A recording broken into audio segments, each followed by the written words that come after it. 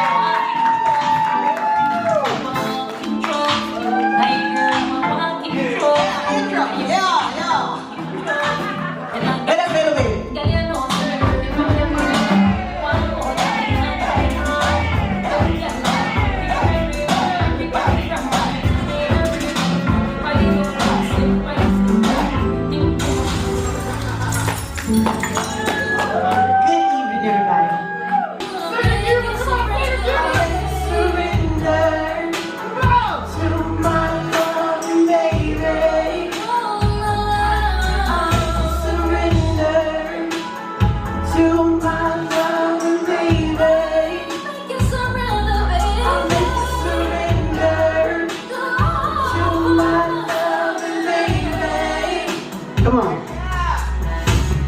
Her tranquilizing section keeps him paralyzed with each session. Her vibe is such a blessing, a quiet place for him to rest in. As he unlocks every level of her wonderland, no Alice, he's at peace, no stressing. He learns her body, deep diving into waterfalls from the way her body responds to the way he swims. She fits him. Perfect size, the best ride. Those hips, come on, those thighs. I'll make you surrender to my loving baby.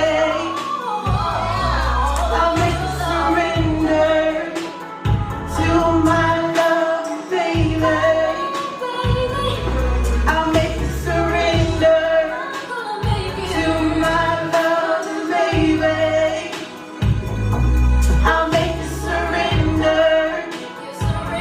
My loving baby. He's mesmerized, mind blown. The way her brain allows his energy to explode. Explosion, wipe down, reload. Craving for more, he again begins to explore her exotic, pleasurable fruit. It's fulfilling with each sip. His pressure rising as he tastes her sweetness on his lips. He can't get enough of her scent. Her aroma fills the air. Unaware that with every touch is warm like a fever in there. Her guilty sin, wanting to please her to the end. A peaceful place to be in. Fall in love with her imperfections. Never could have he imagined having a woman with such a beautiful connection. His body to her showing no rejection. Loving the attraction. Heavy breathing, heartbeat racing, up tempo. Chasing the upcoming feeling that's pleasing. Finally can't hold back now. Both bodies releasing. Let's go. Y'all gonna sing this chorus part. Come on. Hey, hey. I'll make you surrender to my loving baby. I'll make you surrender to my loving baby. Come on, y'all. I'll make you surrender to my loving baby. I'll make you surrender to my loving baby.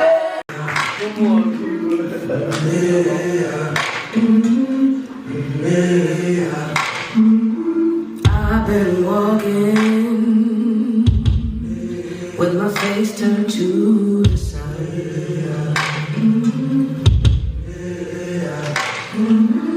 Weight on my shoulders, a bullet in my gun.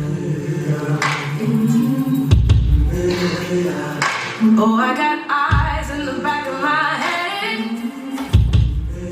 just in case I have to run.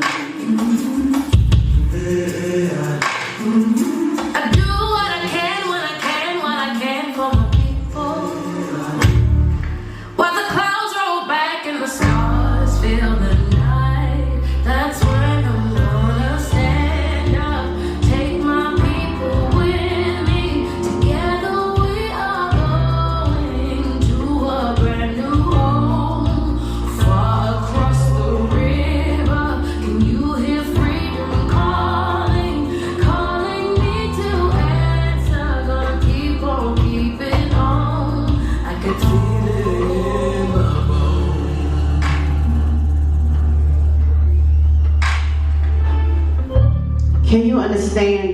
that I'm not just a woman.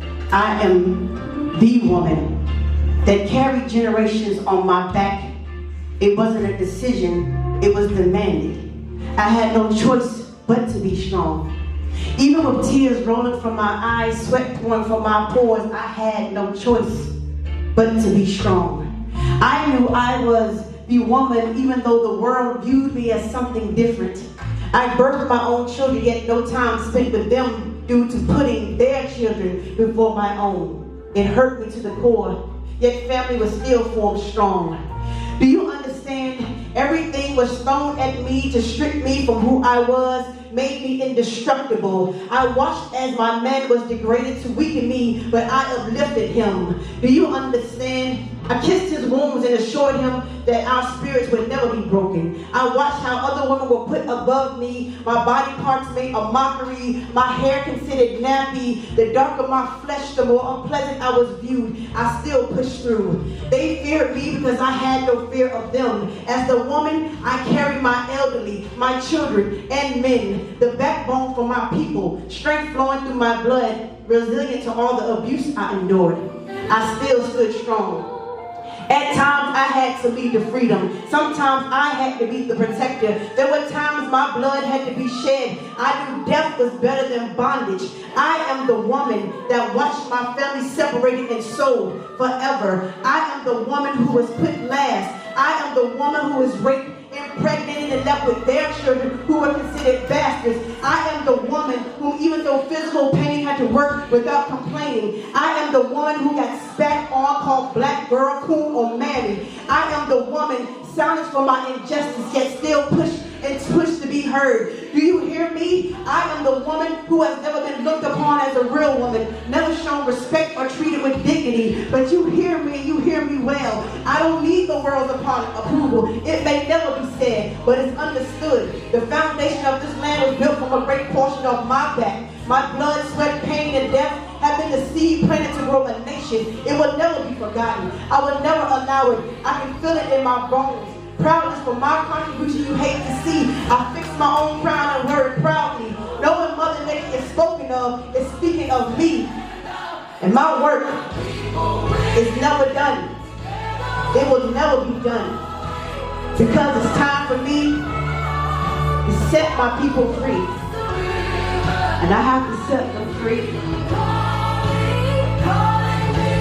Mentally and emotionally.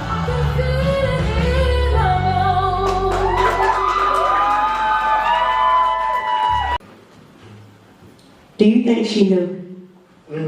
The evil that grew inside of him, do you think she knew that the one that was supposed to love and protect her would be the one who would bring her to her end? Or do you think she looked at him as her daddy, her best friend? Do you think she could feel the evil that lived inside of him that he tried to conceal? Do you think she could feel and see the real spirit that he was, that he tried to cover up from all of us? Do you think that when she looked at him, she could see the evil within? Do you think she saw the phoniness he tried to hide? Do you think she saw wickedness in his eyes? Or maybe she felt the lies of his whole being? Do you think she had tears in her eyes the day of her demise, when she was in the room with them that day? Do you think she had fear in the room knowing death was near? Do you think she was confused seeing the one who abused her was her own daddy, her father? She was supposed to be daddy's little girl. He was the one that took her from this world. Do you think she was scared, lonely, and afraid? Do you think she knew her daddy was going to take her away that day? Do you think she felt every punch and every blow? I mean, did she know what was going on? Did she know that wasn't love and what he did was wrong? Do you think she looked up at him with an expression as if to say, Daddy, why? What could I have done so bad that you want to see me die? Do you think it took long for her soul to fly away with the angels? Her main goal of her soul had been fulfilled. And even though it would hurt us, it was time to let her go. I pondered on this question, trying to stay strong. The thought of it, just the two of them being in the room that day, this man to her like a giant, probably hovered over her face, petrified with tears in her eyes, wishing her mommy was close by. What were her final thoughts before that demon took her life? Did she know that wasn't right? Did she leave here trying to put up some type of fight? Whether it was a cry or a yelp. That day she needed our help. Do you think that beyond that devil she knew she was loved? Because I can't help to think that in her last moments of life, all she felt was the evil presence he dealt.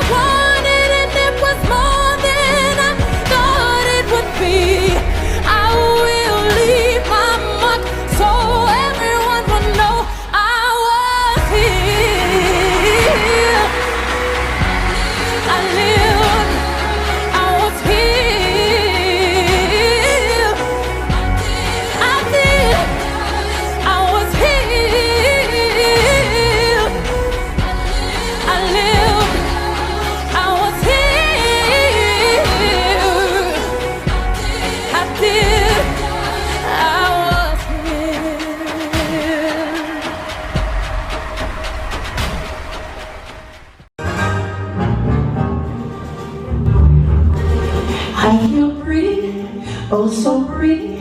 I feel pretty and weak and blind, and I pity any girl who is in need tonight. I feel charming, oh so charming. It's alarming how charming I feel. I'm so pretty that I hardly can believe I'm real. I feel pretty, oh so pretty.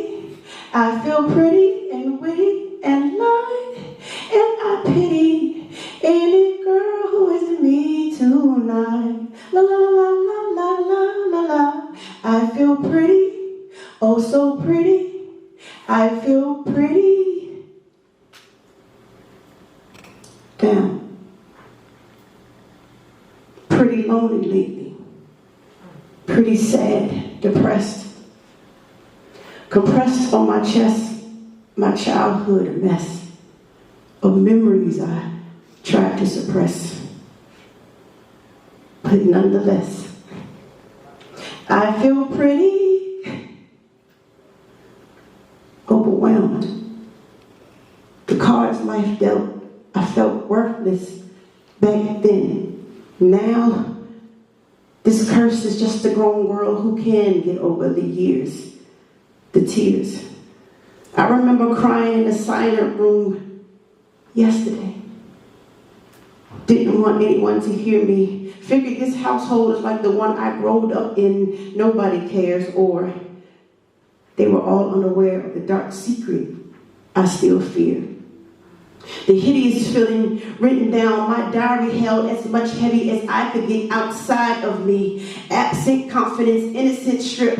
What you lose when you are a touched child. I ain't crazy. The people chit-chatter on things that don't make it better for the pretty dark-skinned grin or girl no one protected. As if I could love this sin-stained skin I live in. A girl gotta be careful around men in her own family. Or you'll end up worrying they're ugly, despising your pretty. You'll grow up wearing silent scars like finger over the front lips. Shh. They're always hush. Mirrors aren't my friend anymore. When I wanted to feel pretty was never really for me. How could it be taken so easily? So now I pity for never feeling pretty. Hiding behind a joke sounds like a witty trauma response to survival mode. Frozen. Time to let it go. Inside out to ugly. Thank you.